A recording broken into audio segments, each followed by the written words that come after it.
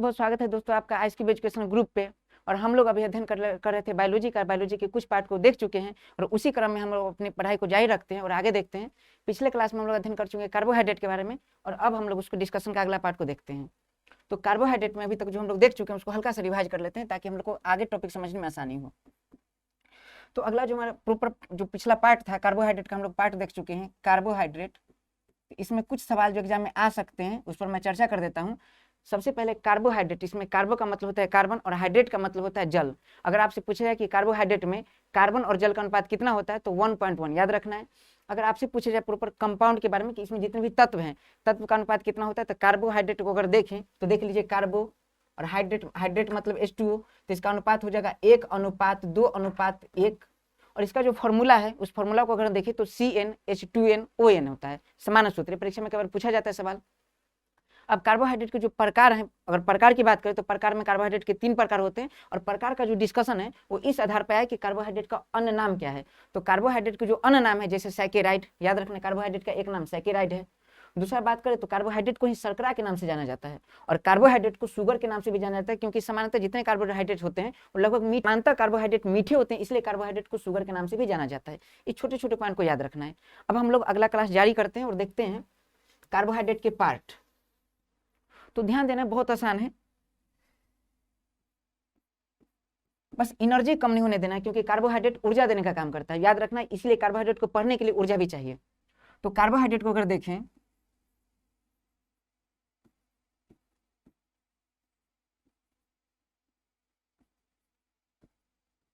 Carbohydrate, तो carbohydrate हम लोग पहुंच गए थे पार्ट तक। अगर कार्बोहाइड्रेट को देखा जाए कि रासायनिक रूप से कार्बोहाइड्रेट को कैसे विभाजित किया गया है तो समझते हैं कि जब देखा गया कुछ कार्बोहाइड्रेट को, जैसे मैं लिखता हूं यहाँ फॉर्मूला क्या था कल, CnH2nOn। अगर इस फॉर्मूला पे अरेंज किया जाए कंपाउंड को तो कंपाउंड बनता है हमारा C6H12O6, जिसे ग्लूकोज के नाम से जाना जाता है। इसके अलावा देखें तो C3H6O3, इसे ट्राइओस के नाम से जाना जाता है। इसके अलावा देखें तो C4H8O4, याद रखना है। उसके बाद इसको कहा जाता है टेट्रोस, C5H10O5, इसे कहा जाता है राइबोज या पेंटोज। याद रखना बहुत मार्केबल पॉइंट है ये, क्योंकि याद रखना अगर कोई भी व्यक्ति का जो गुण निर्धारित होता है डीएनए से, डीएनए का फुल फॉर्म होता है डीऑक्सीराइबो न्यूक्लिक एसिड। गौर कीजिए डीऑक्सीराइबो, राइबो का मतलब होता है राइबोज शुगर और यही राइबोज शुगर का सूत्र है। तो परीक्षा में कई बार सवाल पूछा जाता है कि राइबोज शुगर का सूत्र क्या होता है, C5H10O5। और मैं इसका जो जनरल फॉर्मूला वो बता चुका हूं और जनरल फॉर्मूला पे कैसे कैसे कंपाउंड का निर्माण होता है इस बात का भी मैं चर्चा कर चुका हूं। अब यहाँ समझना है कि देखिए हर सभी का एक कॉमन नाम होता है जनरली। जैसे कॉमन नाम किसे कहते हैं, जो नाम गुण के आधार पर रख दिया जाता है उसे कॉमन नाम कहते हैं। जैसे देखिए एक बच्चा, प्यारा सा बच्चा घर में जन्म लेता है, वो काला दिखता है तो प्यार से हम लोग उसे कलुआ कह देते हैं। तो ये हो गया कॉमन नाम। कॉमन नाम उसे कहते हैं जिस नाम का कोई पुष्टि न हो, समानतः उसे ऐसे ही रख दिया जाए, उसके गुण के आधार पर रखा जाए, उसे कॉमन नाम कहते हैं। एक होता है IUPAC नाम, international union pure applied chemistry. उस संगठन ने जो नाम लिखने की प्रथा को डिसाइड किया, एक तरीका को डिसाइड किया कि हाँ किसी कंपाउंड के नाम लिखने का एक तरीका होगा, उसी तरीका हम कहते हैं IUPAC नाम। तो याद रखना इसका IUPAC नाम अगर पूछा जाए तो IUPAC नाम क्या होगा, चूंकि कार्बन 3 है तो इसे कहा जाएगा टेट्रोस। कार्बन 3 है तो इसे कहा जाएगा ट्राइओस। कार्बन 4 है तो इसे कहा जाएगा टेट्रोस। कार्बन 6 है तो 6 को मैं बता चुका हूँ, 6 को कहा जाता है हेक्स और इसमें OAC जोड़ देंगे तो हो जाएगा हेक्सोज। 5 है तो इसका नाम हो जाएगा पेंटोज। इस बात पर मैं पिछले क्लास में चर्चा कर चुका हूँ। अब यहाँ समझना है कि अगर एक कंपाउंड है तो आप ये देख लीजिए जितने भी कंपाउंड है अगर आप इसको तोड़ने का प्रयास कीजिएगा, जैसे दुनिया के सारे पदार्थ को किसी न किसी यांत्रिक विधि से या किसी न किसी रासायनिक विधि से तोड़ा जा सकता है। गौर कीजिए ठीक से, मुझे कई टुकड़ों में बांटा जा सकता है, एक पत्थर के टुकड़ों को कई टुकड़ों में बांटा जा सकता है, कई छोटे छोटे कण में बांटा जा सकता है। लेकिन समानतः वैज्ञानिकों ने पुष्टि कर दिया, कुछ समय पहले की बात है कि पुष्टि 1897 से पहले माना जाता था कि किसी भी तत्व को छोटे छोटे पार्ट में बदला जा सकता है और मैक्सिमम सबसे स्मॉलेस्ट पार्ट होता है उसको एटम के रूप में बदला जा सकता है, लेकिन उससे छोटा कण नहीं हो सकता। लेकिन धीरे धीरे वैज्ञानिकों शोध से और कुछ तकनीकी विकास से पता चला कि परमाणु के अंदर भी कई प्रकार के कण होते हैं, अर्थात परमाणु से भी छोटे कण संभव हैं। तो अभी तक परमाणु के अंदर जो मौलिक कण है इलेक्ट्रॉन, प्रोटॉन, न्यूट्रॉन, इसे 3 रूप में बदला जा चुका है, 3 रूप में देखा जा चुका है कि इसके अंदर 3 प्रकार के मौलिक कण है। इसके अलावा लगभग परमाणु के अंदर 10,000 से भी अधिक कण है। जैसे मैं नाम बता सकता हूँ, मेसॉन, पाइमेसॉन, पोजिट्रॉन, एंटीन्यूट्रॉन, ये सारे नाम हैं जो परमाणु के अंदर पाए जाते हैं। एक कण है एक प्रकार के। तो तकनीकी विकास के साथ साथ वैज्ञानिकों शोध ने साबित कर दिया कि जितने भी कण उसको कई रूप में बदला जा सकता है, यांत्रिक विधि से या फिर रासायनिक विधि से। अब सवाल है कि अगर मान लीजिए कोई कण है तो यांत्रिक विधि, रासायनिक विधि या किसी विधि से क्या इसे तोड़ा जा सकता है? तो केमिस्ट्री में किसी चीज को तोड़ने का मतलब है कि उससे किसी प्रकार से या तो हीट से या प्रेशर से उसको अलग अलग मोलेकुलर के रूप में तोड़ देना। जैसे आप जानते हैं, अगर जैसे CaCO3 है, कैल्शियम कार्बोनेट, और जब इसे हम 996 डिग्री सी पर गर्म करते हैं तो ये क्या बना देता है? कैल्शियम ऑक्साइड चूना और प्लस कार्बन डाइऑक्साइड। एक ऐसे बनते हैं। तो रिएक्शन काम करते हैं। मैं ट्रिक बताऊंगा रिएक्शन को कि पहला देखो लास्ट देखो। देखिए पहला क्या है? कैल्शियम, कैल्शियम, लास्ट क्या? Oxygen, oxygen. पहला देखो लास्ट देखो, बीच वाला को उठा के फेंको, तो मैंने लिख दिया कार्बन, बच गया, फिर उसको लिखो। ऑक्सीजन 3 था, 1 लिख दिए, बचा कितना? 2, लिख दिए 2। इस प्रकार से जो अभिक्रिया होती है, इस अभिक्रिया को कहते हैं अपघटन अभिक्रिया। क्यों? क्योंकि देख लीजिए पूरा कंपाउंड कौन था? Calcium carbonate. इसे समानता संगमरमर के नाम से जानते हैं, खड़िया के नाम से जानते हैं, चौक के नाम से जानते हैं। यह है हमारा संगमरमर। इसे मैंने क्या किया? 2 पार्ट में बांट दिया। मैं बांटा नहीं हूँ, प्रॉपर्ली इसे मैंने गर्म कर दिया 996 डिग्री सी पर। और जैसे मैं गर्म करता हूँ तो इसमें कुछ केमिकल डिपोजिशन होता है, केमिकल कंपोजिशन होता है, और यह डिकम्पोज होकर 2 भाग में टूट जाता है, कैल्शियम ऑक्साइड और कार्बन डाइऑक्साइड। तो किसी ना किसी तरीका से मैंने इसे तोड़ दिया। यही प्रोसेस अगर इस पे गुजारा जाए, यही प्रोसेस इस पे गुजारा जाए, यही प्रोसेस इस पे गुजारा जाए, यही प्रोसेस इस पे गुजारा जाए, तो कहा जाता है कि कार्बनिक यौगिक को तोड़ने के लिए या तो ऑक्सीजन से अभिक्रिया करा दीजिए, नहीं तो जल में उसे अपघटित करा दीजिए। जब आप इसे जल में अपघटित कराते हैं तो पाया गया कि किसी प्रकार का कोई परिवर्तन नहीं होता, और हमेशा ये कार्बोहाइड्रेट कितने? 1, कार्बोहाइड्रेट कितने? 1, कार्बोहाइड्रेट कितने? 1, कार्बोहाइड्रेट कितने? 1। हमेशा ही एकल रूप में विद्यमान रहता है, इसलिए इसे कहा गया। और एक को कहा जाता है मोनो, और कार्बोहाइड्रेट को कहा जाता है सैकेराइड, इसलिए इसका नाम हो गया मोनोसैकेराइड। तो कार्बोहाइड्रेट का जो पहला पार्ट है उसको हम कहेंगे मोनोसैकेराइड। ठीक है, तुम लोग देखते हैं कार्बोहाइड्रेट का पहला पार्ट कौन सा है? तो कार्बोहाइड्रेट का पहला पार्ट मोनोसैकेराइड, याद रखना है। मोनो याद रखना। मोनो का अर्थ होता है एक, मोनो। और सैकेराइड अगर देखें तो SACCHE। स्पेलिंग में देखना, इससे क्या होगा कि आपको एक इमेज बन जाएगा इसके अंदर। जैसे मैं बोलता हूँ अजय देवगन, तो एक इमेज इसका बन जाता है। लेकिन मैं बोलूँ इल्तुतमिश, तो इसका कोई आप कभी इमेज देखे नहीं, तो इसलिए ऐसे नाम को भूल जाते हैं आप। तो जिसका इमेज बन जाए उसको याद रखना बहुत आसान होता है। तो सैकेराइड SACCHERIDE, मोनोसैकेराइड। मोनोसैकेराइड का क्या मतलब समझिए? मोनो मतलब एक, सैकेराइड मतलब कार्बोहाइड्रेट। अर्थात कि अगर एक कार्बोहाइड्रेट हो, एक कार्बोहाइड्रेट का क्या मतलब? अगर इसे हम जल अपघटित कराएं या किसी भी विधि से गुजारे, जैसा का तैसा रहे, जैसा का तैसा रहे, इसे कहा जाता है मोनोसैकेराइड। तो कार्बोहाइड्रेट का एक प्रकार क्या होगा? मोनोसैकेराइड। अच्छा, दूसरा पार्ट क्या होगा? तो दूसरा पार्ट याद रखना, उसे कहते हैं ओलिगोसैकेराइड। याद रखना है ओलिगोसैकेराइड। याद रखना है डाइसैकेराइड नहीं। डाइसैकेराइड क्या होता है मैं पूरा डिटेल में बात करूंगा, और यकीन मानिए आप साइंस बस आराम से एनर्जी के साथ, पेशेंस के साथ देख लीजिए, आपको फिर दोबारा कभी साइंस पढ़ने की जरूरत नहीं होगी।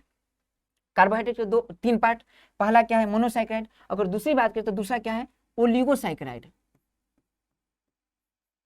ओलिगो मतलब होता है अलग अलग, डिफरेंट टाइप का। तो ओलिगो सैकेराइड SACCHERIDE, ओलिगोसैकेराइड। और तीसरा पार्ट होता है जिसे हम लोग कहते हैं पॉलीसैकेराइड। पॉली मतलब बहुत, और सैकेराइड SACCHERIDE, पॉलीसैकेराइड। तो कार्बोहाइड्रेट के कितने पार्ट? 3 पार्ट, पहला मोनोसैकेराइड, दूसरा ओलिगोसैकेराइड, तीसरा पॉलीसैकेराइड। 1 मिनट।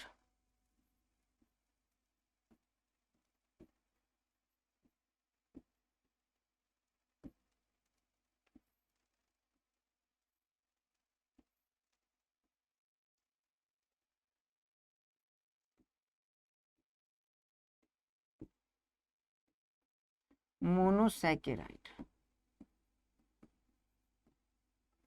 अब गौर कीजिए, नाम देखिए, मोनो। मोनो का मतलब मैं बता चुका हूं, मोनो मतलब एक, ओलिगो मतलब अलग अलग, अब पॉली मैंने बहुत सारा। जैसे मैं बोलता हूँ पॉलीथिलीन, तो पॉलीथिलीन जब बोलता हूँ इसका मतलब समझे, पॉली मतलब बहुत सारा, और इथिलीन, इथिलीन एक कंपाउंड है। इथिलीन को आयुपेसी में इथिन के नाम से जानते हैं। तो इथिन देखिए, इसे हम इसलिए पॉलीथिलीन, पॉलीइथिन भी कहते हैं। तो पॉली मतलब बहुत सारा, इथिन मतलब इथिन। अगर बहुत सारे इथिन को मैं जोड़ दूं तो उसे कहा जाता है पॉलीथीन। तो पॉलीथीन इसी प्रकार से बनता है। तो अगर कहा जाए कि कार्बोहाइड्रेट के कितने प्रकार, तो कार्बोहाइड्रेट के 3 प्रकार, मोनोसैकेराइड, ओलिगोसैकेराइड और पॉलीसैकेराइड। अब हम लोग मोनोसैकेराइड को समझने का प्रयास करते हैं, बहुत आसान है मोनोसैकेराइड। मोनोसैकेराइड अगर पूछे कि कौन कौन से थे, मैं बता चुका हूं। एक था हमारा C3H6O3, बहुत आसान है। कार्बन जितना लिखिए, ऑक्सीजन उतना ही लिख दीजिए, हाइड्रोजन को दुगना कर दीजिए, ये मामला हो गया। अगर आपसे पूछिए दूसरा कौन सा है, तो दूसरा C4H8O4। उसके बाद कौन सा है, C5H5 दूनी के 10, O कितना 5। उसका देख लीजिए C6H12O6। ये जितने हैं, जब इसे जल अपघटित कराया गया तो बिल्कुल ढीठ रहे, एकदम थेथर होता है, थेथर जी, नहीं टूटेंगे तो नहीं टूटेंगे, वही इसका मामला था, नहीं टूटेंगे तो नहीं टूटेंगे। वैसा सैकराइड जो नहीं टूटेंगे तो नहीं टूटेंगे पर काम करे, उसे कहते हैं मोनोसैकराइड, जैसा कोई तैसा मोनोसैकराइड। अब यहाँ समझते हैं कि क्या मामला है। C3H6O3, C4H8O4, C5H10O5, C6H12O6, इसे क्या कहते हैं, तो इसे कहा जाता है ट्राइओस, इसे कहा जाता है टेट्रोस, इसे कहा जाता है पेंटोस, और इसे कहा जाता है हेक्सोज। बात कर चुका हूं, ठीक है। अब देखिए अगले पार्ट में हम लोग प्रॉपर्ली मतलब ओलिगोसैकेराइड और पॉलीसैकेराइड को अगले पार्ट में देखेंगे। हम मोनोसैकेराइड यहाँ कवर कर लेते हैं। मैं बता चुका हूं कि कार्बोहाइड्रेट के 3 प्रकार होते हैं, पहला मोनोसैकेराइड, ओलिगोसैकेराइड और पॉलीसैकेराइड। अब हम इस पर बात करते हैं, मोनोसैकेराइड कहते हैं किसको, तो मोनोसैकेराइड का मतलब क्या होता है, इसको मैं हटाता हूं, अगले पार्ट में इसको देखेंगे। तो मोनोसैकेराइड का मतलब क्या होता है, अगर देखें तो मोनोसैकेराइड का मतलब होता है कि वैसा कार्बोहाइड्रेट जिसका जल अपघटन करने के बाद भी वो जैसो को तैसा रहे, चेंज ना हो। देख लीजिए इसको अगर मैं जल में डाल दूं, कितना भी अपघटन मतलब कराने का प्रयास करो, अपघटन नहीं होगा, जैसो के तैसा, जैसो के तैसा। जनरली देहाती भाषा में इसे थेथर कहते हैं, मतलब जैसा वैसा ही रहेगा, चेंज नहीं होगा, तो उसे मोनोसैकेराइड कहेंगे। तो मोनोसैकेराइड कौन कौन से है, ट्राइओस, टेट्रोज, पेंटोज और हेक्सोज। अच्छा, ट्राइओज जो है इसका काम क्या है, तो यहाँ याद रखिए, अगर हाई लेवल का एग्जाम हो जैसे एनडीए सीडीएस उस टाइप का, तो वहाँ सवाल बनता है ट्राइओज का। ट्राइओज काम क्या करती, तो कोशिकीय श्वसन, जैसे मान लीजिए कभी कभी बहुत ज्यादा कमजोर हो गए, तो बहुत ज्यादा कमजोर हो गए तो फिर कोशिका में जो श्वसन प्रक्रिया धीमी हो जाती है, तो वैसे परिस्थिति में ट्राइओज एक्टिव होकर और हमारे कोशिकीय श्वसन को तीव्र करता है। तो ट्राइओज का काम क्या है, ट्राइओज का काम है कोशिकीय श्वसन,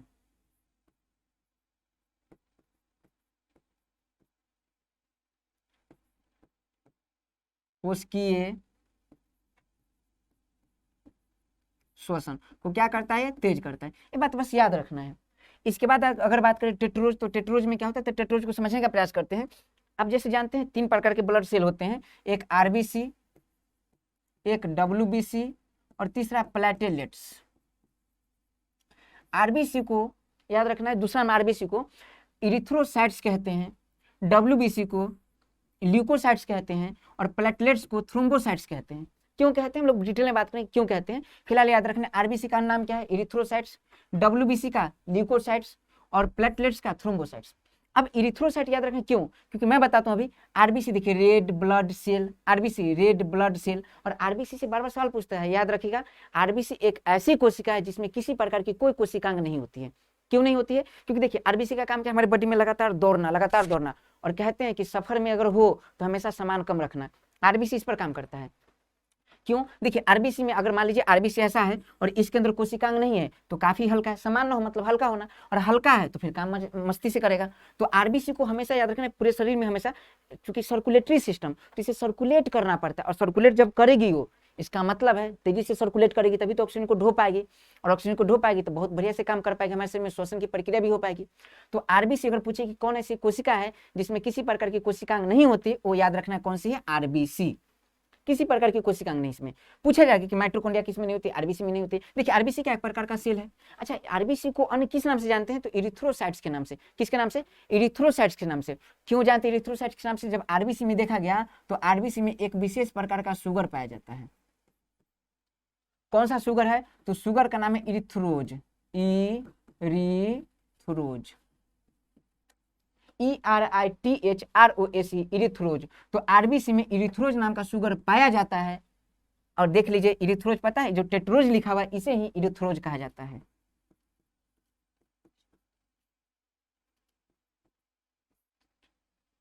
इरिथ्रोज, सॉरी,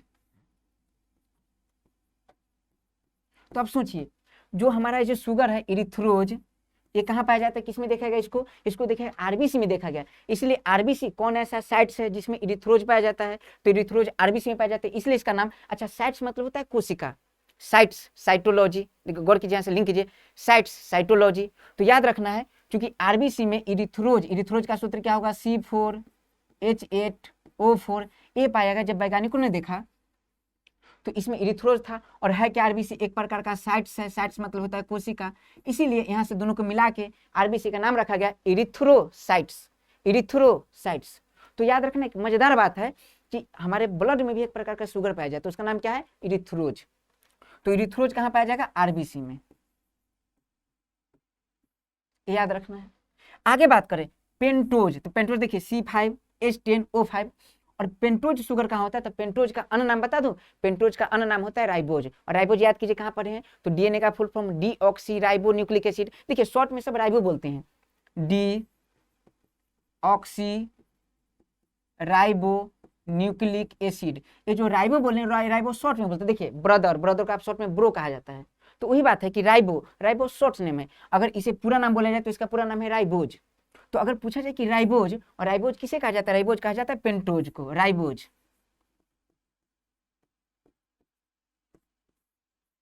तो अगर आपसे पूछे कि देखिए नाम बोलिए, डीऑक्सी राइबो न्यूक्लिक एसिड, अच्छा आरएनए का फुल फॉर्म बताइए, राइबो न्यूक्लिक एसिड। तो इसमें जो आर का वैल्यू है, आर का मतलब है क्या है, राइबोज। अगर आपसे पूछे कि राइबोज शुगर कहाँ पाया जाता है, डीएनए में पाया जाता है। कई बार सवाल आ चुका है एग्जाम में कि डीएनए में कौन सा शुगर पाया जाता है, तो डीएनए में राइबोज शुगर पाया जाता है। आरएनए में कौन सा शुगर पाया जाता है, आरएनए में राइबोज शुगर पाया जाता है। तो यहाँ देख लीजिए, राइबोज शुगर क्या निर्माण करेगी, डीएनए का भी निर्माण करेगी और आरएनए का भी निर्माण करेगी। और याद रखना है, डीएनए भी क्या है, न्यूक्लिक एसिड है, आरएनए भी क्या है, न्यूक्लिक एसिड है। तो अगर आपसे एग्जाम में पूछा जाए कि क्या कार्बोहाइड्रेट न्यूक्लिक एसिड का निर्माण करती है, तो करती है, याद रखना है। न्यूक्लिक एसिड को मैं Na से लिखता हूँ, याद रखना है, न्यूक्लिक एसिड। ठीक है, इतना बात हमारा कंप्लीट हो गया। आगे देखिए हेक्सोज तो बहुत इंपॉर्टेंट है। लेकिन यहाँ से देखिए, अगर आपसे पूछे मोनोसैकेराइड क्या है, तो वैसा सैकेराइड जिसका जल अपघटन कराने के बाद भी वह परिवर्तित नहीं होता है, जैसे कि तैसा रहता है, या फिर वैसा कार्बोहाइड्रेट जिसमें कार्बोहाइड्रेट का एक समूह पाया जाता है, वैसा सैकेराइड जिसमें कार्बोहाइड्रेट का एक समूह पाया जाता है, उसे क्या कहते हैं, मोनोसैकेराइड कहते हैं। जैसे देख लीजिए क्या हो जाएगा, ट्राइओज, जैसे टेट्रोज, जैसे पेंटोज, जैसे हेक्सोज। ट्राइओज का काम पूछे, देखिए तो ट्राइओज लगता है कि कुछ ट्राई कर रहा है, तो क्या ट्राई कर रहा है, तो कुछ के शोषण को तेज करने का ट्राई कर रहा है। देखिए जब हम ट्राई करते हैं, किसी प्रकार का कोशिश करते हैं, हम थक जाते तो श्वसन की प्रक्रिया तेज हो जाती है, तो इसे याद रखें, ट्राइओज क्या करती है, कुछ के श्वसन तीव्र कर देती है। अगर आपसे पूछे टेट्रोज क्या करती है, तो टेट्रोज का अन्य नाम क्या है, देखिए इरिथ्रोज, और इरिथ्रोज आरबीसी। तो आरबीसी बनाने में कौन सा कार्बोहाइड्रेट योगदान देता है, सहायक होता है, तो याद रखना इरिथ्रोज का क्या नाम है, टेट्रोज, C4H8O4। प्रैक्टिस करना है इस पे, आप यकीन रखिए, आप जो भी सवाल सॉल्व करेंगे, लेवल जो भी हो, बस आपसे बन जाएगा सवाल, बस कंसेप्ट क्लियर होना चाहिए। अगला पार्ट अगर देखो तो क्या है, पेंटोज का नाम क्या है, राइबोज। और राइबोज कहाँ होता है, डीएनए और आरएनए में। अगर पूछे डीएनए किस प्रकार के शुगर से बना होता है, राइबोज शुगर से। आरएनए किस प्रकार के शुगर से, तो राइबोज शुगर से। याद रखिए, कार्बोहाइड्रेट हमारे जो विकास है, क्योंकि डीएनए से क्या होता है, हमारा गुण का निर्धारण होता है, यानी हमारे गुण के निर्धारण में भी कार्बोहाइड्रेट की बहुत बड़ी भूमिका है, क्योंकि राइबोज शुगर डीएनए और आरएनए दोनों का निर्माण करती है। एक बहुत इंपॉर्टेंट पार्ट होता है हेक्सोज, और सबसे ज्यादा सवाल हेक्सोज से पूछा जाता है। क्यों, क्योंकि हेक्सेज समूह का ही ग्लूकोज है, फ्रुक्टोज है, उसका याद रखना है, मैनोज है, ग्लैक्टोज है। तो देख लीजिए ठीक से, हम इस पर बात करते हैं हेक्सोज समूह का।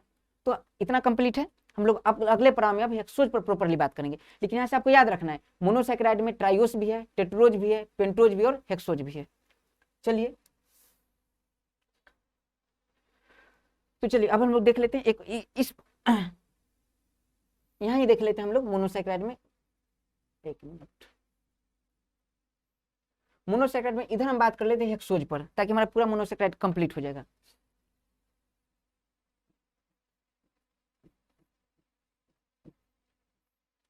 हेक्सोज, लेकिन मैं आपसे अगर पूछूं कि कार्बोहाइड्रेट में कौन कौन से ग्रुप है जो इंपॉर्टेंट है, तो पहला क्या है, ट्राइओज, दूसरा क्या है, टेट्रोज, तीसरा क्या है, पेंटोज, और चौथा क्या है, हेक्सोज।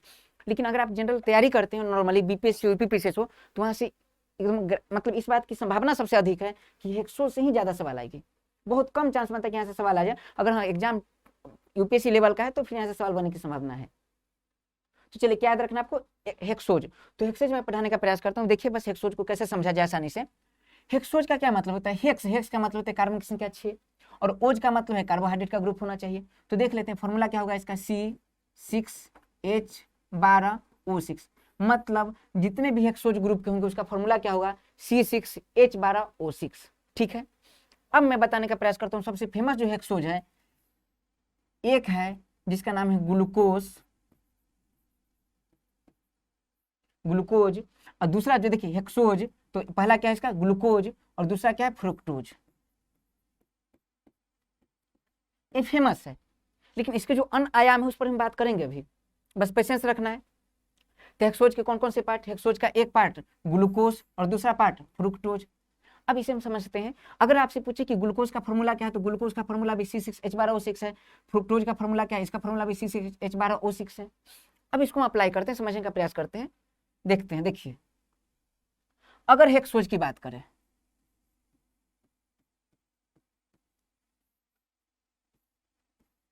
तो मैं एक स्ट्रक्चर बनाता हूं, हालांकि इसकी जरूरत है नहीं, लेकिन समझने के लिए बस, इसको याद रखने की आवश्यकता नहीं, बस समझने के लिए यूज कर सकते हैं। देखिए जैसे देखिए CHO, C 1 2 3 4 5, CH2OH, याद रखना है HOH OH H, देखते रहिए बस। उसके बाद HOH HOH, ये जो स्ट्रक्चर है ये ग्लूकोज का स्ट्रक्चर है। ठीक है, अब क्या करना है उधर, बस कुछ नहीं, इसका हाइड्रोजन उठा के इधर रख देना है। देख लीजिए क्या हो जाएगा, कार्बन हाइड्रोजन, एक हाइड्रोजन वहां फेंकिए, एक हाइड्रोजन वहां फेंकिए, तो CH2OH, उसका जैसे वैसे उतार दीजिए सेम टू सेम। हाइड्रोजन ये गायब हो चुका है, गायब हो चुका है, तो क्या बचेगा, C डबल बॉन्ड O, उसके बाद क्या C, इधर OH, इधर HC। देखिए same to same copy paste कर रहा हूं मैं, C इधर देख लीजिए H, इधर देख लीजिए OH, C OH H CH2OH। मैं क्या कह रहा हूँ, गौर से देखिए ठीक से, इधर जो आपको दिख रहा है, इधर आपको दिख रहा है, इसमें कार्बन गिनिए, तो कार्बन 1 2 3 4 5 6, कार्बन 6। हाइड्रोजन जो आप काउंट कीजिएगा तो हाइड्रोजन आपको पूरा 12 मिलेगा, ऑक्सीजन काउंट कीजिए तो ऑक्सीजन आपको 6 मिलेगा। इधर देख लीजिए कार्बन 6 मिलेगा, हाइड्रोजन 12 मिलेगा, ऑक्सीजन 6 मिलेगा। फॉर्मूला सेम है, फर्क कहाँ है, फर्क है याद रखना है पहनावा में, फर्क है कहाँ, पहनावा में। हमारे देश में 4 प्रकार के धर्म है, हिंदू मुस्लिम सिख ईसाई, सभी इंसान है, सभी प्यारे इंसान है, बस फर्क कहाँ है, पहनावा में। बाकी इंसान सबकी समान है। उसी प्रकार देखिए फर्क कहाँ है, बस पहनावा में फर्क है, बाकी सब कुछ समान है। C6H12O6 C6H12O6 सब है, देखिए शकल वही है, बस स्ट्रक्चर अलग है। और केमिस्ट्री में ऐसे आयाम को समावयवता और ऐसे कंपाउंड को समावयवी कहते हैं, आइसोमेरिज्म कहा जाता है। तो ऐसे आप पढ़े हुइएगा, ब्यूटेन की बात है, पेंटेन की बात है, तो उसमें ऐसे ही आयाम आते हैं। तो मैं बताना चाहता हूँ यहाँ क्या मामला है कि देखिए अगर मैं कहूँ, देखिए ये जो स्ट्रक्चर ए स्ट्रक्चर है, ए वाला स्ट्रक्चर, इसे कहा जाता है ग्लूकोज, और ये जो स्ट्रक्चर इसे कहा जाता है फ्रुक्टोज। इसे क्या कहा जाता है, ग्लूकोज, इसे क्या कहा जाता है, फ्रुक्टोज। अब ग्लूकोज मैंने कैसे कह दिया, अब याद रखिए, एक वस्त्र धारण है, माथे पे बाल नहीं, एक टिकी है नॉर्मली, उसका मतलब टीका लगा हुआ है, उसका भगवान राम की पूजा करें, आप क्या कहिएगा, हिंदू नहीं। उसके बाद इसी प्रकार से तो आपने क्या, संरचना के आधार पर आपने नाम डिसाइड कर दिया, धर्म डिसाइड कर दिया। उसी प्रकार से हमने कुछ ना कुछ तो इसमें देखा होगा, तो हमने देखा CHO, और याद रखना है 10th क्लास में पढ़ना था, याद रखना है कहीं भी कि CHO जो एक प्रकार का फंक्शनल ग्रुप होता है, ये होता है एल्डिहाइड का। जो साइंस बैकग्राउंड के नहीं है वो याद कर लेंगे, जो साइंस बैकग्राउंड को उनको भली भांति बातें समझ में आ रही होगी, और आप मतलब देख पा रहे हो कि आपको बिल्कुल नए तरीके से इस चीज को समझाया जा रहा है। तो देख लीजिए एक क्या है CHO, और CHO को क्या कहा जाता है, एल्डिहाइड। अगर कहीं भी मैंने क्या कहा, कहीं भी आपको टीका मिले तो टीका मिले तो मंग टीका नहीं, टीका टीका आपको मिले तो आपको समझ जाना है कि वो मामला क्या है, टीका मिले तो समझ जाना कि हिंदू धर्म का मामला है। ठीक है, उसी प्रकार से याद रखना, अगर यहाँ मामला दिखे CHO तो आपको समझ जाए CHO मतलब क्या है, एल्डिहाइड का मामला है। अगर आपको कहीं भी CO मिल जाए, देखिए CO मिल जाए तो समझ जाना कीटोन का मामला है, C डबल बॉन्ड O, तो क्या समझना है, कीटोन का मामला है। अब समझिए यहाँ देखिए मामला, ये जो कपड़ा देखिए, इसका कपड़ा, इसका पहनावा देखिए, इसका पहनावा देखिए, क्या फर्क दिख रहा है? देखिए समान है, समान है, समान है, समान है, समान है, समान है, समान है, समान है, समान है। देखिए फर्क कहाँ है? फर्क है इसमें और फर्क है इसमें। CHO का कैसा ड्रेस? CHO किसका ड्रेस है? एल्डिहाइड का। इसका मतलब ग्लूकोज क्या है? एल्डिहाइड का ग्रुप है। सावधान होकर जाना है, सवाल बहुत बार पूछा जाता है। ग्लूकोज किसका ग्रुप है? एल्डिहाइड का ग्रुप है। अगर आपसे पूछे फ्रक्टोज का ग्रुप कौन सा है, तो CO मतलब क्या? कीटोन। इसका मतलब जो हेक्सोज है, हेक्सोज के दो ग्रुप होंगे, एक एल्डो ग्रुप होगा और एक कीटो ग्रुप होगा। एल्डो ग्रुप को कहेंगे हम एल्डो हेक्सोज और कीटो ग्रुप को कहेंगे हम कीटो हेक्सोज। चलिए तो हम लोग यहाँ से टॉपिक डिसाइड करते हैं कि हेक्सोज के कितने प्रकार। तो देखिए जिसमें एल्डो होगा, एल्डो उसे कहा जाएगा एल्डो हेक्सोज, एल्डो हेक्सोज, और जिसमें कीटोन होगा उसे कहा जाएगा कीटो हेक्सोज, कीटो हेक्सोज। तो मैं यहाँ डिसाइड बताता हूँ कि हेक्सोज जो है दो प्रकार के, एक एल्डो हेक्सोज और दूसरा कीटो हेक्सोज। तो लिखता हूं, तो बताइए हेक्सोज कितने प्रकार के? हेक्सोज दो प्रकार के, एक एल्डो हेक्सोज और दूसरा कीटो हेक्सोज। अब समझिए यहाँ एल्डो हेक्सोज और दूसरा क्या है? Keto hexose. लग रहा है कि वैसा हेक्सोज जिसमें एल्डिहाइड ग्रुप होगा, जैसे में कौन सा वहां से अप्लाई कीजिए, ग्लूकोज।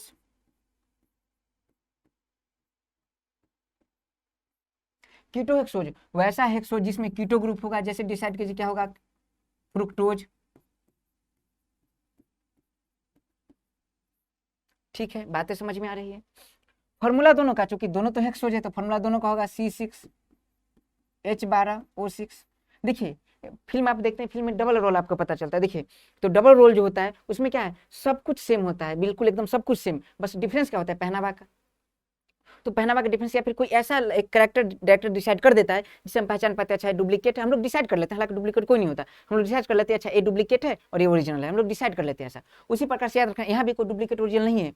हाँ, एक स्ट्रक्चर के माध्यम से कोई कैरेक्टर क्या है यहाँ? CHO, इसे हम लोग डिसाइड कर लेते हैं ग्लूकोज है, और यहाँ क्या है? CO, इसे हम डिसाइड कर लेते हैं फ्रुक्टोज है। अगर एक बात बता दूं आपको, कहीं भी जैसे मान लीजिए कि कहीं मान लीजिए कोई पानी है, नॉर्मली 2 गिलास पानी रखा हुआ है और एक मैंने चीनी डाल दिया और एक मैंने नमक डाल दिया, आपको बिना टेस्ट के बताना कि कौन मीठा होगा कौन नमकीन होगा, बता पाइएगा? क्यों? क्योंकि आप चीनी का कैरेक्टर जानते हैं, आप नमक का कैरेक्टर जानते हैं। उसी प्रकार से अगर कहीं स्ट्रक्चर दिया हो और कहीं भी आपको CHO दिखाई दे, कहीं आपको CO दिखाई दे, तो मैं इस स्ट्रक्चर को देख के बता सकता हूँ कौन ज्यादा मीठा होगा कौन कम मीठा होगा। तो मैं आपको बता दूं कि कहीं भी जैसे आप देखिए जैसे माजा पीते हैं, स्लाइस पीते हैं, तो वो क्या है, तो किस टाइप का है? तो उसमें एक बात बताइए, आम का जो सीजन है, आम की सीजन खत्म होने के बाद भी आपको मजा मिलते रहता है, स्लाइस मिलते रहता है, तो इसका क्या रोल है, इसको समझने का प्रयास कीजिए। तो कुछ ऐसे ऑर्गेनिक कंपाउंड होते हैं जैसे एस्टर, जैसे कीटोन, ये ऐसे कंपाउंड है जिसका कई प्रकार के पेय पदार्थ बनाए जाते हैं कीटोन के। और आपको बता दूं कीटोन का जो टेस्ट है काफी मीठा होता है, और काफी मीठा होता है इसका मतलब है कि अगर कीटोन का कोई किसी प्रकार का पेय पदार्थ बनाएंगे तो काफी मीठा होगा। अब समझिए इस कीटोन जिस कंपाउंड में पाया जाएगा, जिस ग्रुप में पाया जाएगा, उसका टेस्ट भी मीठा होगा। तो आप सोच के बताइए ग्लूकोज ज्यादा मीठा होगा कि फ्रुक्टोज ज्यादा मीठा होगा? तो कीटोन किस में? फ्रुक्टोज में, इसलिए कीटोन ज्यादा मीठा होगा। और बीपीएससी में कई बार रिपीट सवाल पूछा गया है कि सबसे मीठा कार्बोहाइड्रेट कौन सा है, तो सबसे मीठा कार्बोहाइड्रेट है फ्रुक्टोज। क्यों है? क्योंकि फ्रुक्टोज में क्या पाया जाता है? कीटोन। जिसमें कीटोन होगा सारे के सारे मीठे होंगे, बस याद रखना है। तो अगर पूछे कि पूरे अभी तक जितने विद्यमान कार्बोहाइड्रेट हैं पूरे पृथ्वी पर, उसमें सबसे अधिक मात्रा में सबसे ज्यादा मीठा कौन है, तो सबसे ज्यादा मीठा कौन है? फ्रुक्टोज। इसके अलावा बाकी सब है, कैसे कैसे क्रम है वो भी बताऊंगा। और सबका याद रखना स्वीटनेस इंडेक्स होता है, उस इंडेक्स से डिसाइड होता है कि कौन ज्यादा मीठा है कौन कम मीठा है। मामला ठीक है आगे? अब हम लोग समझते हैं कि बाकी, चलिए कीटोन ग्रुप वाले एक ही है फ्रुक्टोज, बाकी जो भी बचेंगे जो मोनोसेकेराइड हेक्सोज में बता चुका हूँ वो सारे आ जाएंगे किसमें? एल्डो हेक्सोज में। तो एक तो ग्लूकोज हो गया। दूसरा बात कर, चलिए ग्लूकोज को डिसाइड करता हूँ ऐसे देखिए ग्लूकोज को अंडरलाइन कर देता हूँ, ये ग्लूकोज है,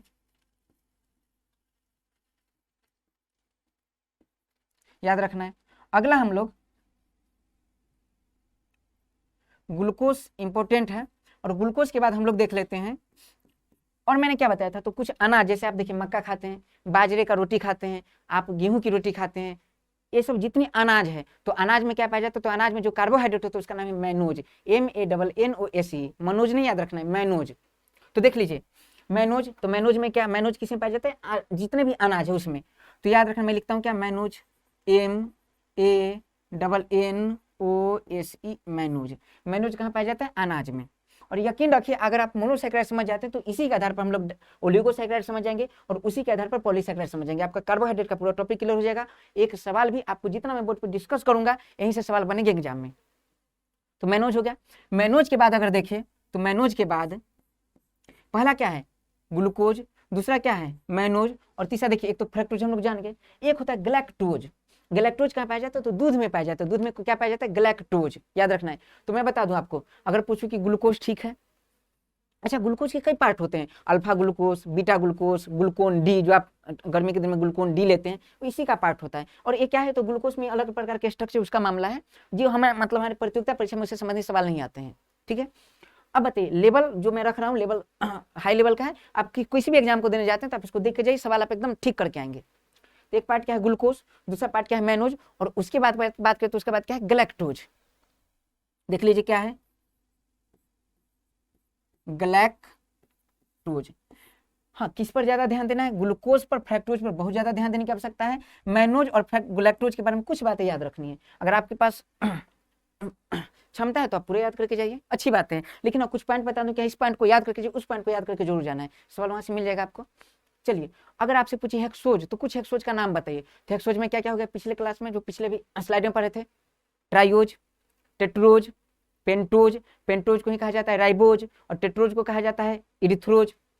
उसके बाद बात करें देखिए लीजिए हेक्सोज में कौन का पार्ट है, तो हेक्सोज में है ग्लूकोज, उसके बाद क्या है फ्रक्टोज, उसके बाद क्या है मैनोज, उसके बाद क्या है गलैक्टोज। मैंने क्या बताया कि फ्रक्टोज इस ब्रह्मांड में और पृथ्वी तक जितने कार्बोहाइड्रेट, अभी तक जितने कार्बोहाइड्रेट खोजे गए हैं उसमें सबसे मीठा कौन है, फ्रक्टोज। अच्छा कैसे याद रखना है, तो आप देखिए फ्रक्टोज जो है, फ्रक्टोज ऐसा नाम क्यों इसका रखा गया, फ्रक्टोज क्यों रखा गया, तो मैं आपको बता दूं, फ्रूट जितने जितने भी फ्रूट है, सभी फ्रूट में कौन से कार्बोहाइड्रेट पाए जाते हैं, तो फ्रूट मीठा क्यों होता है, फ्रूट मीठा होता है फ्रक्टोज के कारण। देखिए फ्रूट फ्रक्टोज, इसीलिए याद रखना है कि यहाँ क्या लिखा जाएगा, फ्रूट। तो अगर आपसे पूछा जाए कि फल में कौन सा कार्बोहाइड्रेट पाया जाता है, तो कौन सा कार्बोहाइड्रेट पाया जाता है, तो फल में पाया जाता है फ्रुक्टोज, सबसे मीठा कार्बोहाइड्रेट है। अगर आपसे पूछे देखिए जैसे जब दवा बनाया जाता है, दवा तो देखिए दवा कई प्रकार के होते हैं, एक होता है टैबलेट, एक होता है कैप्सूल, और एक होता है सिरप।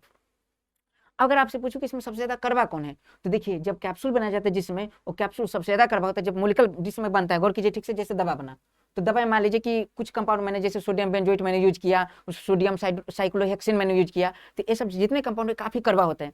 अब बताइए इसको तो आदमी ले नहीं पाएगा, इतना कड़वा, इतना टेस्ट इसका खराब है कि ले नहीं पाएगा। अब रोगी का तो ऐसे ही टेस्ट खराब होता है जीभ का, क्योंकि उसको स्वाद कलिकाएं जो होती है डैमेज हो जाती है। तो जितने भी पेशेंट रोगी हैं उनका जो स्वाद कलिका डैमेज हो चुकी है तो दवा ले नहीं पाएंगे। तो इसलिए क्या किया है कि जो दवा बनाया गया, जो दवा काफी कड़वे होते थे, जैसे नॉर्मली बिकोसिल वगैरह यूज करते हैं, तो बिकोसिल तो कम कड़वा होता है, उसमें अलग प्रकार के रॉ मटेरियल मिलाया जाता है। तो मान लीजिए जो काफी कड़वा है उसको कड़वा ना लग रहा हो, इसलिए उसके ऊपर स्टार्च का कवर दिया जाता है। तो जितने भी आपसे पूछ रहे हैं कि कैप्सूल का जो कवर किसका बना होता है, तो स्टार्च का बना होता है। क्यों बनाया जाता है ऐसा, तो दो कारण इसके, एक तो वो मोलेकुल काफी रिएक्टिव होते हैं, तो हवा लगेगी तुरंत रिएक्शन करके खराब हो जाएगी, इस कारण से। दूसरा काफी कड़वा है, तो उस कड़वाहट रोगी को कड़वा ना लगे इसलिए उसके ऊपर स्टार्च का परत लपेट दिया जाता है, और इसे हम लोग कहते हैं कैप्सूल। जो कम कड़वा होते हैं उसे हम कहते हैं टैबलेट, और टैबलेट कम रिएक्टिव होता है, इसलिए कई जगह आप देखिएगा, कई जगह बनारस वगैरह के क्षेत्र में इस टैबलेट को पत्ती के रूप में नहीं, नॉर्मली इसे डब्बे में पैक करके दिया जाता है। जब आप जाइएगा तो डब्बे में ऐसे, जैसे हजमोला वगैरह लेते हैं, चॉकलेट लेते हैं खुला सा पैकेट, तो ऐसे निकाल के आपको दे देंगे, 5 रुपये 1, 2 रुपये 3 ऐसे करके देते रहते हैं। तो टैबलेट कवरलेस होता है, क्यों, तो टैबलेट कवरलेस इसलिए होता है क्योंकि यह कम कड़वा होता है, कम रिएक्टिव होता है। कैप्सूल कवरफुल होता है, क्यों, क्योंकि यह हाईली रिएक्टिव होता है और काफी कड़वा होता है। और एक होता है सिरप, सिरप भी काफी कड़वा होता है, लेकिन देखिए अब बच्चे नहीं ले पाएंगे, छोटे छोटे बच्चे वो टैबलेट और कैप्सूल नहीं ले सकते क्योंकि इसका मोलेकुल काफी हेवी होता है। तो छोटे बच्चे को हमेशा याद रखिए, कोई भी बुखार का दवा भी सिरप के रूप में दिया जाता है। तो अब सिरप को छोटे बच्चे कैसे लेंगे, तो इसीलिए सिरप को टेस्टी बनाने के लिए उसमें फ्रक्टोज मिला दिया जाए ताकि फ्रक्टोज काफी मीठा हो जाएगा।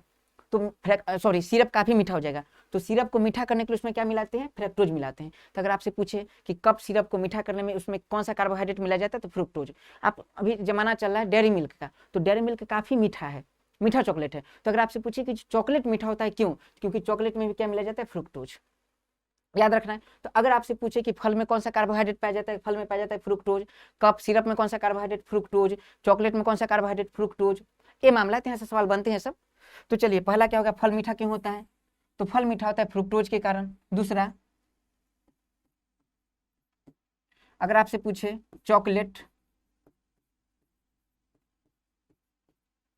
फ्रुक्टोज के कारण, उसके बाद पूछे कप सिरप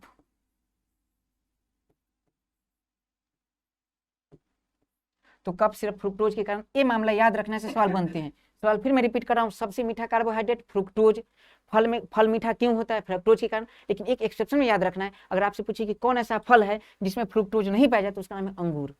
तो अंगूर याद रखना, अंगूर में ग्लूकोज पाया जाता है। अंगूर मीठा क्यों होता है, ग्लूकोज के कारण। इसलिए डायबिटीज जितने पेशेंट होते हैं उन्हें अंगूर खाने से मना किया जाता है, अंगूर नहीं खाना चाहिए, क्योंकि अंगूर कैलोरी मान बहुत ज्यादा बढ़ा देता है। अच्छा, कैसे कैसे काम करता है बात भी बताऊंगा मैं। तो जो अंगूर ग्लूकोज है, ग्लूकोज किसमें पाया जाता है, अंगूर में, तो एक्सेप्शन में से याद रखना है।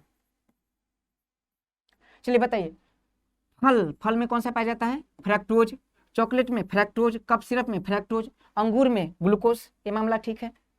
अब याद रखना है, अगर इतना जितना हो गया कवर। अब यहाँ देखते हैं कि मैनोज कहाँ पाया जाता है, तो मैनोज पाया जाता है अनाज में। जितने भी अनाज का नाम कोई ले, जैसे कोई पूछ दे बाजरे में कौन सा कार्बोहाइड्रेट है, तो बस देख लीजिए, याद रखिए। जैसे देखिए गाँव वगैरह में जाइएगा तो गेहूँ, चावल, ये सब है, मन में बिकता है। मन एक प्रकार का द्रव्यमान का मात्रा है, जिसे एक मन में कहते हैं 40 kg। तो अनाज बिकता है मन में, तो मन से याद रखना है कि मन, MAN, मन, तो मन में क्या आ जाएगा, जितने भी अनाज होंगे वो। एग्जाम में सवाल आप सही कर पाएगा। तो अनाज में कौन कौन, जैसे गेहूँ, बाजरा, चावल, ये सब। अगर आपसे पूछे इसमें कौन सा कार्बोहाइड्रेट पाया जाता है, तो याद रखना है कभी भी फ्रक्टोज नहीं मारना है, क्योंकि फ्रक्टोज फल में पाया जाता है, ग्लूकोज नहीं पाया जाता है। उसके बाद गैलेक्टोज दूध में पाया जाता है। मामला क्या बचा, मैनोज, याद रखना है मैनोज कहाँ पाया जाता है, अनाज में। ये बातें कवर है। तो अनाज में आप देख लीजिएगा, जो जो नाम आपको लगता है लिख लीजिए, जितना मन करता है उतना। आगे देखिए गैलेक्टोज, तो गैलेक्टोज के कहाँ पाया जाता है, तो गैलेक्टोज मैं बताऊं, इसे लिंक कीजिए इसको। दूध में कौन सा अम्ल पाया जाता है, लैक्टिक एसिड, लैक्टिक कहाँ से नाम आया, तो लैक्टिक यहाँ से देखिए, लैक्टोज से आया। तो अगर आपसे पूछे कि गैलेक्टोज कहाँ पाया जाता है, गैलेक्टोज पाया जाता है दूध में। मैं इसको प्रूव करूंगा कैसे, तो यहाँ से लिंकिंग याद रखिए बस अभी, क्योंकि हम लोग क्या करते हैं, देखिए पहले हम लोग पहाड़ा पढ़ते हैं, टेबल 1 का टेबल, 2 का टेबल, फिर उसको अप्लाई करके हम लोग जोड़ सीखते हैं, फिर घटाव सीखते हैं, फिर मल्टीप्लाई, फिर डिवाइड, और उसको अप्लाई कर करके पूरा हम गणित सीख पाते हैं। तो ये हमारा बेसिक है कार्बोहाइड्रेट का। जब तक हम इसे समझ नहीं पाएंगे, आगे ओलिगोसैकेराइड, पॉलीसैकेराइड काफी टफ लगेगा। तो बस इसे क्लियर कीजिए, आगे मैं आसान कर दूंगा, बस ये वादा है मेरा। तो गैलेक्टोज में क्या होगा, तो गैलेक्टोज में कहाँ पाया जाएगा, मिल्क में। और एग्जाम में सवाल पूछा जाता है, याद रखिए, जितना भी मामला है, दूध में प्रोटीन हटाए तो प्रोटीन दूसरा है, कैसीन, कैरोटीन, दोनों प्रोटीन पाया जाता है दूध में। लेकिन अगर आप पूछे कि मिल्क में कौन सा कार्बोहाइड्रेट है, तो मिल्क में है गैलेक्टोज। एक बात है, अभी जब हम ओलिगोसैकेराइड पढ़ेंगे तो उसमें पढ़ेंगे डाइसैकेराइड, तो डाइसैकेराइड में आ जाएगा बस जी हट जाएगा, आ जाएगा गैलेक्टोज। तो गैलेक्टोज भी दूध में पाया जाता है, और यही लैक्टोज और यही लैक्टोज से लैक्टिक एसिड, और यही से याद रखना है लैक्टोबैसिलस। तो लैक्टोबैसिलस जीवाणु वही दूध में पाया जाता है। तो सारा याद रखना, अगर दूध कहीं भी आपको लैक वर्ड मिल जाए, लैक, तो लैक सीधे आप टिक मारिएगा दूध में, ठीक है। अब देखिए मैनोज जहां आ जाए, कहाँ टिक मारना है, अनाज में। ग्लूकोज, तो नॉर्मली ग्लूकोज फ्री कार्बोहाइड्रेट, इसके बारे में तो डिटेल में भी तुरंत बात करूंगा मैं। और फ्रक्टोज, जहां फ्रूट आ जाए वहां फ्रक्टोज मारना है। कप सिरप आ जाए, फ्रुक्टोज मारना है। चॉकलेट में फ्रुक्टोज मारना है। अच्छा, कुछ अगर पूछा जाए, जैसे होम्योपैथिक दवा होती है, जैसे होम्योपैथिक का दवा जो भी आप यूज करते हैं जनरली, जैसे पेट के लिए होम्योपैथिक में नक्स भूमि का यूज किया जाता है, सर्दी वगैरह जुकाम है तो एकोनाइटिन यूज किया जाता है, बुखार वगैरह तो रस्टॉक्स यूज किया जाता है। तो होम्योपैथिक के मेडिसिन है सब है।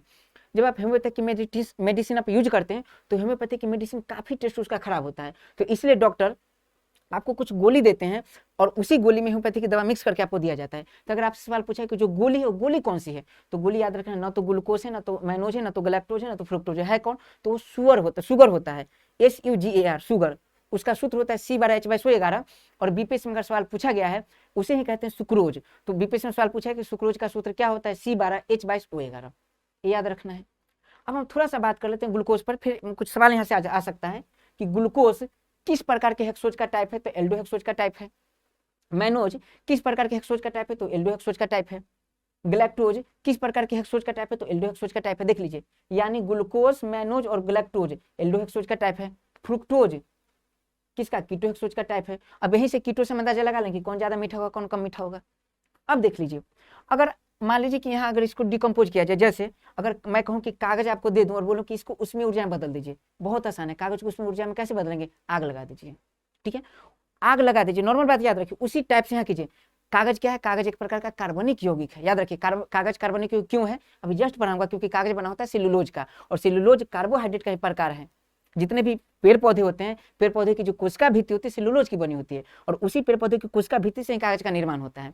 तो कागज क्या है, एक प्रकार का कार्बोहाइड्रेट है। और मैंने कहा कागज को उसमें ऊर्जा के रूप में बदलिए, कागज को ऊर्जा के रूप में बदलिए। आपने क्या किया, आपने आग लगा दिया। और केमिस्ट्री वाला आग नहीं समझता है, केमिस्ट्री वाला समझता है आग का मतलब होता है ऑक्सीजन से अभिक्रिया। अगर मैं कहूं कि ग्लूकोज को ऊर्जा में बदल दीजिए, कुछ नहीं कीजिए, ग्लूकोज की ऑक्सीजन से अभिक्रिया करा दीजिए। मैनोज को ऊर्जा में बदल दीजिए, मैनोज को ऑक्सीजन से अभिक्रिया करा दीजिए। गैलेक्टोज को ऊर्जा में बदल दीजिए, मतलब गैलेक्टोज को ऑक्सीजन से अभिक्रिया करा दीजिए।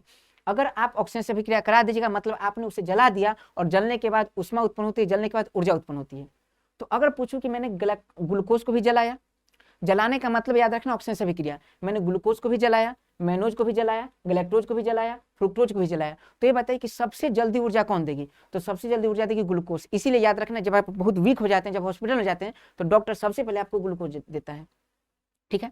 जो आपको वाटर दिया जाता है, जो पानी दिया जाता है, उस पानी में ग्लूकोज की मात्रा होती है, और यह ग्लूकोज क्या होता है, बहुत जल्दी ऑक्सीजन से अभिक्रिया करके बहुत जल्दी आपको ऊर्जा देती है। तो अगर आपसे पूछे कि जितने भी कार्बोहाइड्रेट है, उस कार्बोहाइड्रेट में सबसे जल्दी ऊर्जा कौन देती है, तो सबसे जल्दी ऊर्जा कौन देती है, ग्लूकोज। तो याद रखना ये तात्कालिक रूप से ऊर्जा देती है, इसलिए इसे शरीर का ईंधन कहते हैं। तो इतना मामला आपको याद रखना है, पूरा आपका हेक्सोज कंप्लीट हो गया। और जितना मैंने बताया मोनोसैकेराइड, आप यकीन रखिए इससे बाहर कभी भी सवाल नहीं आएगा। बस आपको इस बात की जांच के लिए क्या करना है, जितने भी प्रीवियस ईयर में सवाल पूछेंगे उस सवाल को सॉल्व कीजिए। और यकीन मानिए अगर आप सारे सवाल को सॉल्व कर लेते हैं तो फिर लगभग एग्जाम में क्वेश्चन रिपीट होते रहते हैं, और जो कुछ नए आए होंगे आपके यहाँ से कवर हो जाएगा, ठीक है। अब इसका जो अगला पार्ट है हम लोग ओलिगोसैकेराइड देखते हैं, लेकिन इसको जब तक आप कवर नहीं कीजिएगा, ठीक से नहीं समझ पाएगा, तब तक वो पार्ट समझ में नहीं आएगा। इसलिए पहले इस पर पूरा समझ विकसित कर लीजिए, फिर उस पार्ट को देखते हैं, ठीक है दोस्तों। तो मिलते हैं अब अगले क्लास में। जय हिंद, जय भारत।